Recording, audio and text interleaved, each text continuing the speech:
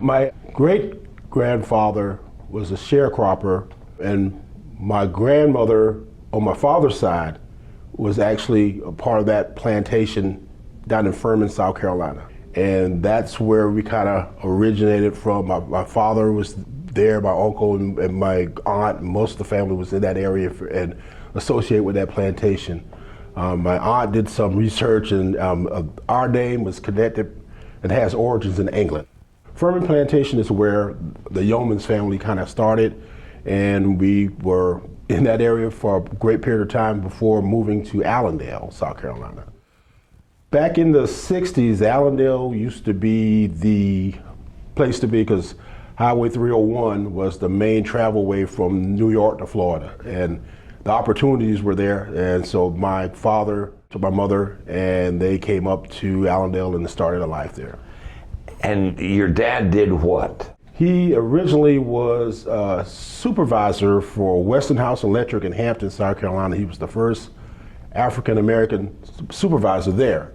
My mother, oddly enough, worked at Westinghouse too, and she was his employee. So he supervised her on the job, but not at the house. I have a long line of Baptist ministers in my family. My grandfather, his brother, my father, my mother, my uncle, and my brother are all Baptist ministers, and I guess I'm the black sheep. Always the stigma of being a PK, because they'll be like, hey, here comes a preacher's kid can't do this, because most of my Sundays was in church. And even if we did something, I could always remember my grandmother saying, well, if you can hang out on Saturday night, you can hang out in church on Sunday. So that was always the kind of rule of thumb. Did you ever get in trouble? I'm still getting in trouble. Yeah, quite a few times, quite a few. I grew up in a house where my father's parents lived with us. So it was my grandfather, my grandmother, my mom and dad. So it was always a parent at the house. So it was pretty strict. I went to Allendale Fairfax High School. I ran track, and I was on the debate team. And we had the best debate team in South Carolina. You did not? Yes, we did. We were called the Allendale Fairfax Possum. How did that come about? So we were kind of recruited and asked if we were interested in it, and I said sure, why not? So I did extemporaneous speech. So I had that opportunity to go to different places. I distinctly remember the one experience that I had. I got an opportunity, it was a competition in Columbia, I believe, and I actually got to compete against Stephen Colbert. You did not. And I won. It was always fun to go and show up and say, here comes those country kids. Then we leave beating everybody, and they were like, how did that happen? Then I ended up going to Claflin University, and I graduated from there with a degree in organizational management. Ended up working for a number of years at the plant with my dad, and I got a call from one of my college roommates. And he said, hey, what you doing? We're just kind of catching up. And then he said, well, you know, I just opened this law firm up here in Orangeburg. Why don't you come work for me? And I said, you sure? He said, well, so what am I going to do? He said, you're a smart guy. You can help me out.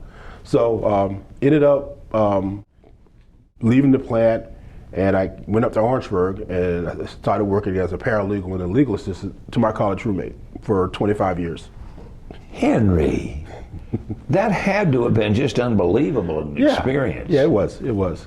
I worked for Glenn Walters. The one thing I know we are noted for was having SMA Washington as a client. We were the law firm that brought her to South Carolina. So, for our listeners that may not know, who is that? SMA Washington was Strom Thurmond's daughter that several years ago no one knew about. Then she had a big press conference and coming out in Columbia. So we represented her for a while.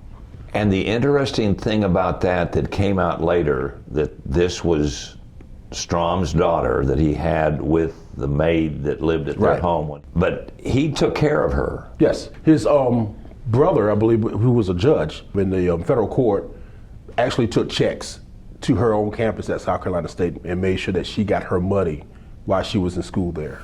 She was a very remarkable woman. Her attitude was that, yeah, he was my father. I can't control what happened in the past, but I know that he has always done things and made sure that I was taken care of. So that really changed my opinion a lot about how he was perceived, especially here in the state. But I was still living in Allendale at that time and driving back and forth to Orangeburg to work.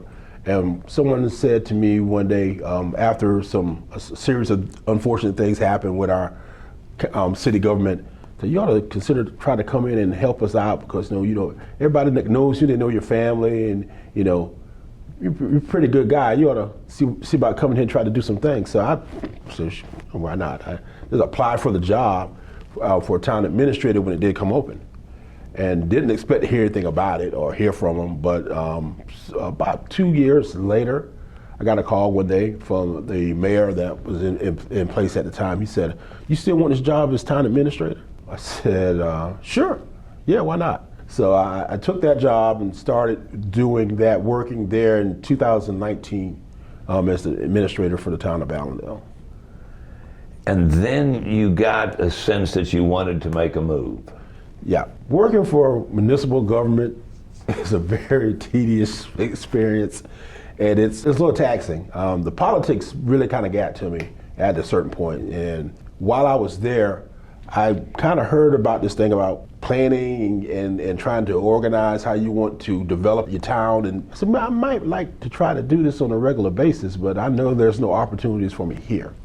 So that's when I started coming to the upstate area, because I knew from doing my travels and research that everything was coming to the upstate, and eventually the upstate was going to be where you wanted to be. Initially, I applied for several jobs in Greenville, and I did apply for one position in Anderson. When you were in Greenville checking out these jobs, one time you went through Anderson to go home. I've heard of Anderson, but I really didn't know a whole lot about it. So when I was coming through, I said, man, Anderson is pretty nice. So came on through and again got back home and started Googling some things and looking some things up. And I said, well, let's see if they got any jobs in Anderson, because I believe I can do Anderson. So I looked around and saw they had a couple positions, so I applied for them. The thing that really excited me was the fact that my daughter lives in Atlanta, my son lives in Inman. So I said, if I can get this job, I'll be closer to my grandkids, closer to my kids, and that'd be great. One afternoon, I was sitting in the house after work, and I got a phone call, and it was Anderson County.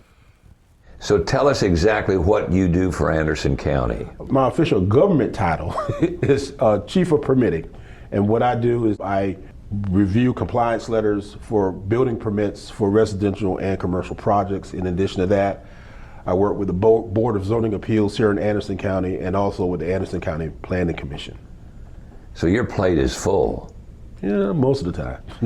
And Anderson is continuing to grow like leaps and bounds. Is the houses going up? It is. The one thing I like about this situation is because the development is here and the change is coming, I'm kind of in this department that's on the forefront of that. Kind of direct the direction that we want things to be, and hopefully we can get it right and keep helping Anderson County grow. And family, looking back, has been real important to you all. Yes. It's part of who I am, and even when I deal with things on different levels, I just think about how we as a family, when we grew up, having that unique opportunity growing up with my grandparents in the house, seeing two generations there, and having that experience, it just really cemented for me, what was really important, and that's family, and having your family close, and despite whatever you're dealing with, keep your family. Growing up down in your county, there was a family in an adjoining county that was pretty well known. Tell me your relationship to the Murdaughs. Growing up in Allendale County, in that low country area, we knew about the Murdaugh family. They were attorneys, they were lawyers that were pretty much involved in everything, and they were also the solicitors in the area. They ran the solicitor's office for nearly 100 years. So they controlled the law, they prosecuted everybody, they set people free, they handled all the cases, they pretty much did everything. And you always were told, never get on the wrong side of a Murdaugh, because if you do, there's consequences. So that was their reputation, and they were known. And if they spoke up for you, you were great. They didn't speak up for you, you might have had some issues.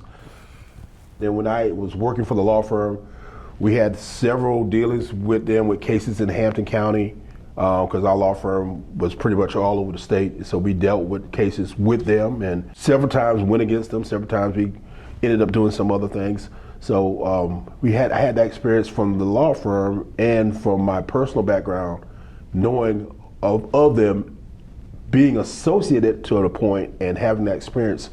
And then when I became the administrator for the town, they pretty much sued us a lot. So I had that experience too, knowing that if I saw something from Murdaugh, Dietrich, and Peters, I was getting sued. So had that experience. But knowing them from pretty much that whole lifetime of being in that area and being told that these are some people that you really don't want to have any bad dealings with or want to put yourself in a position where you're going to be compromised. You don't want that at all. And when news broke about his arrest and then him eventually being charged with these murders, how did you respond and what was your initial reaction? There's always been a lot of stories and a lot of conjecture about some things that they may or may not have been involved in. And we, as the general public, you would hear things, but be like, well, it'll never come out, or if something happens, it'll never be known. So when the boating accident happened in Beaufort, that's when things really started to kind of unravel a little bit. And then that's when all of this came out, and then people were like, I can't believe this is happening. My reaction was, this is going to be bad. Nothing good is going to come out of this. And unfortunately, a series of bad events came out of this, and it's very unfortunate. And really, nobody's really winning at the situation at all. But then at one point, somebody from California started looking for you. Yes. And they went to your dad's house. Yeah. So I had already left from the Allendale area and had been here in Anderson maybe 2 or 3 months working.